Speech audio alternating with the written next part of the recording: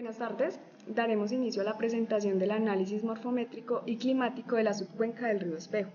Nuestro grupo está conformado por Carlos Pino, Camilo Torres, Daniela Giraldo y quien les habla, Claudia Martínez. Les voy a dar una introducción acerca de nuestro tema en cuestión. Hicimos un análisis de sistemas de información geográfico y estadístico para determinar el análisis de la misma subcuenca. Bueno, ahora voy a dar paso a la metodología.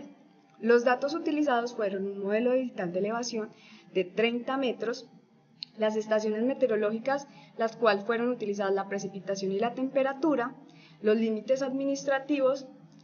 Todo lo manejamos en un sistema de referencias Magna Colombia Oeste para normalizar nuestra base de datos y que todo quedara en un mismo sistema coordenado. Los software implementados para nuestro trabajo fueron ArcGIS Pro, QGIS, ArcMap y StarGraphics, con los cuales se hizo todo el procedimiento.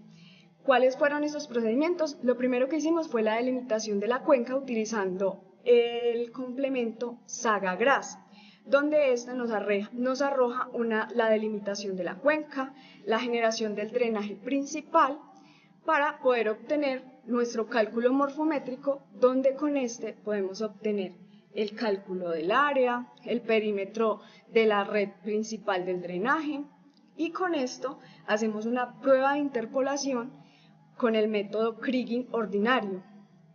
¿Para qué? Para obtener los datos importantes de esta cuenca en cuestión. A continuación, la zona de estudio, los cuales son los municipios de Salento, Circasia, Armenia, Montenegro y La Tebaida, lo cual hace la intermunicipalidad, hace que esto tenga un fuerte apoyo entre todos para poder obtener una delimitación de la misma. A continuación, mi compañero Carlos.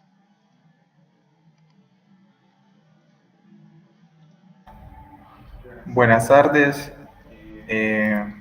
Yo les voy a hablar un poco sobre la caracterización morfométrica que realizamos a la subcuenca. Una vez realizados los geoprocesos que mencionaba mi compañera, pudimos determinar el límite de nuestra cuenca, los drenajes, la dirección de los mismos, su flujo. Entonces, esta caracterización se puede obtener mediante geoprocesos. Aquí podemos ver en el límite de la cuenca que encontramos o hallamos o calculamos un área en kilómetros cuadrados que corresponde a 189.30 kilómetros cuadrados. Según el IDEA, el tamaño de las cuencas se clasifica por unos rangos. Esta cuenca, al estar entre el rango entre 50 y 500 kilómetros cuadrados, se puede decir que es una subcuenca o una cuenca pequeña. De toda esta área, como lo mencionaba mi compañera, hay 5 municipios que la conforman o que participan de esta área, teniendo Armenia como la que mayor porcentaje de participación en esta área tiene, con un 43%. Aquí podemos ver la cuenca y sus drenajes. Podemos ver el río principal, que es en color amarillo, que mediante la base de datos del IGA pudimos determinar que este río se llama Río Espejo, con una longitud aproximada de 44 kilómetros de longitud.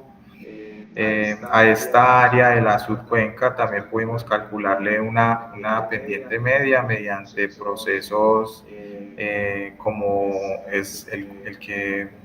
procesos como estadística zonal de las herramientas de QGIS. La densidad del drenaje se calculó teniendo en cuenta la longitud de todos sus drenajes, tanto este en amarillo, que es el principal para nosotros, pero viene siendo un drenaje intermedio, y los otros drenajes más pequeños, que serían drenajes iniciales. La sumatoria de todos estos drenajes en kilómetros la dividimos sobre el área de la cuenca en kilómetros y nos dio este valor de 1.13, la densidad, que clasificándolo en rangos sería una densidad baja, ya que va desde 0 a 1.8, una densidad media que es de 1.8 hasta 3.6, y mayores a 3.6 ya serían densidades altas. Aquí también podemos ver que el drenaje es poco ramificado. Acá podemos ver el perfil longitudinal del río principal, río Espejo, donde vemos que va desde 1600 y desciende hasta casi los 1000 metros sobre el nivel del mar. También se calculó una estadística zonal de este río o de la cuenca como tal en general, y nos dio un valor de 1328 metros sobre el nivel del mar. Le damos la continuación a mi compañero Camilo, que les va a hablar sobre las pruebas que se le hicieron a los puntos de precipitación y temperatura. Buenas tardes, buenas noches, qué pena. Mi nombre es Camilo y hablaré sobre las pruebas de normalidad del proyecto. Específicamente, cómo se comportan los datos de precipitación y temperatura. Esta parte es clave porque permite saber si los datos son estables y se pueden interpolar por Kriging. Como primer dato analizado, se analizó la precipitación. En la precipitación analizamos cerca de 1000 datos, desde 71 milímetros hasta 186 milímetros, con una medida de 131 milímetros. Esto indica que la variación no era muy alta, ya que la desviación estándar fue de 22 milímetros, lo cual nos dice que la lluvia cambia, pero dentro de un rango razonable. Para revisar si los datos siguen una forma normal, o sea, si tienen una distribución simétrica, aplicamos dos tipos de pruebas. Shapiro-Wilk. Aquí los resultados fueron diferentes, fueron divididos. Ya que Shapiro-Wilk arrojó que los datos no tienen normalidad. Por otro lado, Smirnov dice que los datos de precipitación sí tienen normalidad. Cuando esto sucede, es muy viable, por así decirlo, mirar la gráfica. ¿Por qué mirar la gráfica? Porque se puede ver cómo se comportan los datos conforme a la distribución normal o campana de Gauss. Por otro lado, se analizó la temperatura. Con la temperatura tuvimos un comportamiento distinto. En la temperatura también analizamos 1000 datos, con un rango que va desde los 7.7 grados centígrados hasta los 23 grados centígrados. La media fue casi 20 grados centígrados, por lo que más llamó la atención fue que la variación era muy baja. La desviación estándar apenas fue de 19 grados centígrados. En esta prueba también en esta sección también realizamos dos tipos de prueba: Shapiro-Wilk y Smirnov, los cuales arrojaron, ambos estuvieron de acuerdo que los datos no tienen normalidad, ya que los datos se están representando mayormente en un lado, o sea, no son simétricos. En pocas palabras, no son simétricos. A pesar de esta falta de normalidad, la temperatura mostró una dependencia espacial muy fuerte, con un alcance de más de 80 kilómetros. Y eso permite que el Kriging funcione a la perfección. Es decir, que aunque no haya una distribución normal en la temperatura, se podrá trabajar Kriging. Y le doy paso a mi compañera Daniela.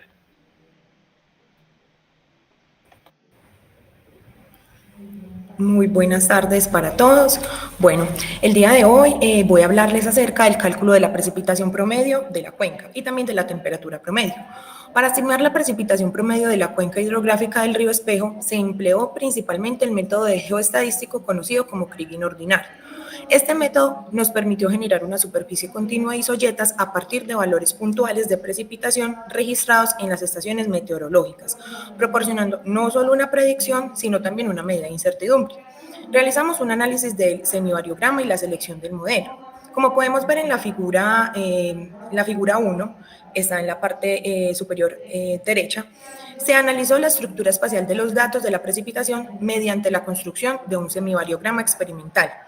Este análisis experimental nos reveló que el modelo más apropiado es el exponencial, ya que describe mejor la estructura espacial de la precipitación. Utilizamos algunos parámetros que fueron importantes ajustarlos, que es el alcance de 38 kilómetros. Este alcance indica que la precipitación presenta una fuerte dependencia espacial a distancias menores a 38 kilómetros. Para dar continuidad al análisis se definió la vecindad, la cual definimos 5 vecinos y 10 vecinos. Pudimos identificar que el aumento del número de vecinos permite una predicción más suavizada y robusta, disminuyendo la varianza del error local. Bueno, para evaluar la precisión del modelo de Kriging se realizó una validación cruzada. ¿Qué pasó con este proceso? Esto nos permitió realizar el procedimiento de eliminar un punto de los datos, luego predecir su valor utilizando el modelo que les mencioné anteriormente y compararlo con el valor medio real. Pudimos evidenciar en la tabla de resultados que pueden apreciar en la presentación que la validación cruzada muestra una mejora significativa al aumentar el número de vecinos. Por ejemplo, para 5 vecinos el error medio cuadrático es de 0.66 y con 10 vecinos es de 0.58, lo que quiere decir que la reducción del error medio cuadrático y el error medio cuadrático estandarizado al utilizar estos 10 vecinos confirma que el ajuste produce predicciones más precisas y con menor variabilidad de error. Otra manera en la cual utilizamos para calcular la precipitación promedio fue por la generación de isoyetas. ¿Cómo lo hicimos? Lo determinamos a partir del modelo Kriging ya validado mediante un riguroso proceso de interpolación geoestadístico y también validado estadísticamente. Es importante resaltar que se crearon isoyetas de 1 milímetro y permitiendo pues visualizar claramente los gradientes pluviométricos dentro de la cuenca. Nos arrojó un valor de la precipitación promedio de 143.16 milímetros. ¿Qué podemos resaltar de este proceso? Que demuestra la potencia de las herramientas para transformar datos puntuales en información espacialmente explícita y cuantificable, lo que es también muy importante para los estudios de gestión ambiental y planificación territorial. Ahora bien, les voy a contar un poco acerca del cálculo que realizamos en la temperatura promedio. Básicamente fue el mismo. Realizamos una interpolación geoestadística por el método de Kriging ordinario y nos generó una superficie continua, en este caso de isotermas, a partir de valores puntuales de temperatura. Analizamos el semivariograma, realizamos el mismo modelo, la selección del modelo. También pudimos determinar por medio de que el mejor modelo es el exponencial. Describe una estructura espacial, da la temperatura pues más apropiada. En este caso utilizamos un valor de alcance de alrededor aproximadamente 82.2 kilómetros. ¿Qué describe este valor? Describe que la temperatura presenta una fuerte dependencia espacial a escalas regionales, lo que lo hace coherente con la naturaleza pues climática. Bueno, y realizamos también el mismo proceso de definir la vecindad, que en este caso también utilizamos 5 y 10 vecinos. En este caso podemos determinar que el error medio cuadrático para 5 vecinos es de 0.36 y con 10 vecinos es de 0.33. Entonces, igualmente, la reducción del error medio cuadrático y la reducción del error medio cuadrático estandarizado nos confirma que este ajuste produce predicciones más precisas y con menor variabilidad de error. Como les mencionaba también en el proceso anterior, por este método también realizamos el cálculo de la precisión de la precipitación promedio mediante isotermas interpoladas por Kriging. Realizamos el mismo procedimiento por un método estadístico Kriging con datos puntuales, pero en este caso de las estaciones meteorológicas. Bueno, el cálculo lo realizamos a partir del método de áreas de isotermas. lo cual nos arrojó un resultado de 21.60 grados Celsius. Como podemos visualizar en la salida gráfica, la distribución de las isotermas refleja claramente el gradiente térmico altitudinal característico de la región. Quiere decir que las temperaturas más bajas se ubican en los sectores de mayor elevación y las zonas más cálidas se reflejan o coinciden con las áreas de menor altitud, que en este caso se encuentran alrededor del 80% de la cuenca y en unos intervalos de 21 a 22 grados Celsius y 22 a 22.95 grados Celsius, arrojándonos pues el promedio de la temperatura de 21.60 grados Celsius. Pudimos identificar con este resultado que también es coherente con la realidad y las condiciones climáticas típicas de la zona, nos permitió determinar que el estudio fue exitoso. Ahora bien, le voy a dar paso a mi compañero para que nos hable un poco acerca de las conclusiones del estudio que realizamos. Muchas gracias. Concluyendo, el uso de herramientas SIG y técnicas geoestadísticas permitió una caracterización integral y confiable de la subcuenca, transformando datos puntuales en información espacialmente distribuida, esencial para la gestión sostenible de recursos hídricos. Muchas gracias.